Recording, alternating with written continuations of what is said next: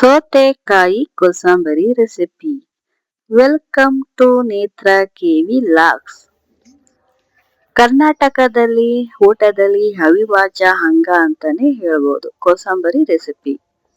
ಬೇಕಾಗಿರೋಂಥ ಸಾಮಗ್ರಿಗಳು: ಸೌತೆಕಾಯಿ, ಕ್ಯಾರೆಟ್, ಹಸಿಮೆಣಸಿನಕಾಯಿ, ಕೊತ್ತಂಬರಿ ಸೊಪ್ಪು, ನೆನೆಸಿದ ಹೆಸರುಬೇಳೆ, ರುಚಿಗೆ ಸಾಕಷ್ಟು ಉಪ್ಪು, ಒಂದು ನಿಂಬೆಹಣ್ಣು. ನೆನೆಸಿ ತೊಳೆದು ಇಟ್ಟಿರುವಂತಹ ಹೆಸರು ಬೇಳೆಗೆ ಸೌತೆಕಾಯಿ ಹಣ್ಣು ಸಣ್ಣದಾಗಿ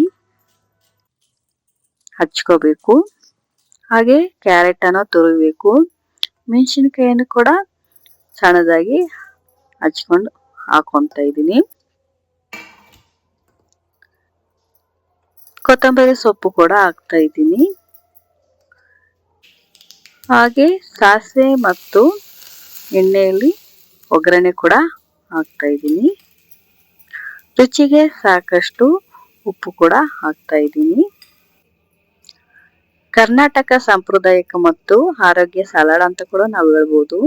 ಹಾಗೆ ನಿಂಬೆಹಣ್ಣು ರಸ ಕೂಡ ಹಾಕ್ತಾ ಇದ್ದೀನಿ. ರೆಡಿ ಆಯಿತು ಕೋಸಂಬರಿ.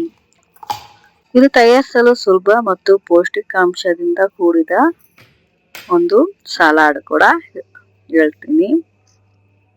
ಆರೋಗ್ಯ ರೀತಿಯಲ್ಲಿ ಹೇಳಬೇಕು ಅಂದ್ರೆ ಪ್ರೋಟೀನ್ ಮತ್ತು ಫೈಬರ್ ಭರಿತ, ಬೇಸಿಗೆಯಲ್ಲಿ ದೇಹ ತಂಪಾಗಿರಿಸುತ್ತೆ. ಹಬ್ಬಗಳಲ್ಲಿ ವಿಶೇಷ ಊಟದಲ್ಲಿ ನಾವು ನೋಡ್ತಾನೆ ಇರ್ತೀವಿ ಕೋಸಂಬರಿ.